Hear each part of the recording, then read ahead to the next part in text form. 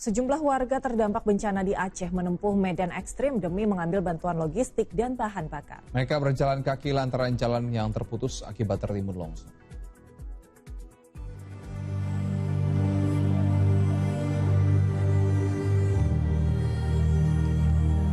Puluhan warga benar meriah menempuh perjalanan dengan medan ekstrim selama berjam-jam demi mengambil logistik di daerah Aceh Utara. Puluhan desa terisolasi lantaran akses jalur darat terputus.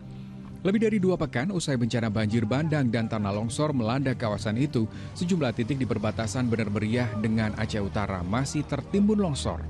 Sehingga bantuan berupa makanan dan bahan bakar serta obat-obatan diangkut dengan berjalan kaki melalui medan yang terjal.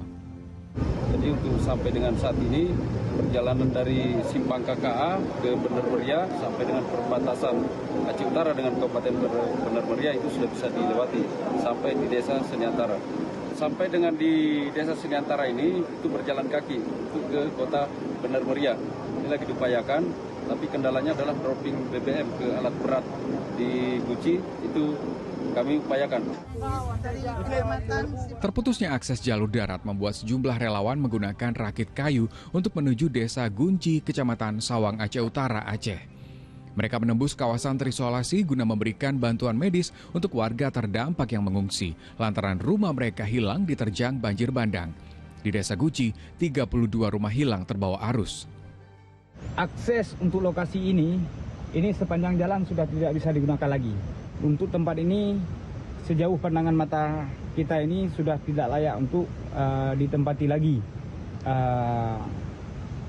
Di sebelah kanan terjadinya longsor, kemudian di sebelah kiri kami ini sudah pindah sungai yang pada dasarnya sungai lebih jauh dari pemukiman warga. Bencana banjir mengakibatkan RSUD Sultan Abdul Aziz Shah Perlak Aceh Timur Aceh jadi lumpuh. Seluruh ruangan terendam banjir sehingga obat-obatan dan peralatan medis tak berfungsi. Pemulihan pun dilakukan secara bertahap. Selain lumpur yang sangat tebal, ketersediaan air bersih dan pasokan listrik yang belum stabil juga membuat proses pembersihan berjalan lamban. Pelayanan medis untuk sementara dialihkan ke RSUD Zubir Mahmud di Idirayat. Saat ini Rumah Sakit Sultan Abdul Aziz Shah sudah kita lakukan pemulihan di beberapa gedung dengan upaya pembersihan. Kemudian kita lakukan perhitungan kembali alat-alat kita yang masih bisa digunakan dan alat-alat yang memang rusak dalam kondisi rusak parah. Untuk memastikan penanganan bencana banjir berjalan dengan cepat dan tepat, Gubernur Aceh Muzakir Manaf Senin siang kembali mengunjungi Aceh Tamiang. Pemda Aceh mendorong agar bantuan logistik selama tanggap darurat dapat menjangkau warga terdampak, termasuk mereka yang berada di desa yang terisolasi. Ini sementara kita percepatlah apa yang mereka minta, apa yang butuh. Masuk kemarin semalam sudah kita juga sampaikan kepada Presiden supaya obat-obatan selimut LPG gas 3 kilo untuk masak dan juga obat-obatan. Ya, BNPB mencatat korban meninggal dalam bencana Aceh, Sumatera Utara, dan Sumatera Barat hingga Selasa sore bertambah menjadi 964 jiwa. Sedangkan 264 jiwa masih dinyatakan hilang. Namun jumlah pengungsi di 3 provinsi itu mengalami penurunan. Untuk pengungsi, jumlah pengungsi yang kemarin terdata 1.057.482 jiwa. Hari ini terdata di rekapitulasi provinsi menjadi 894.101 jiwa.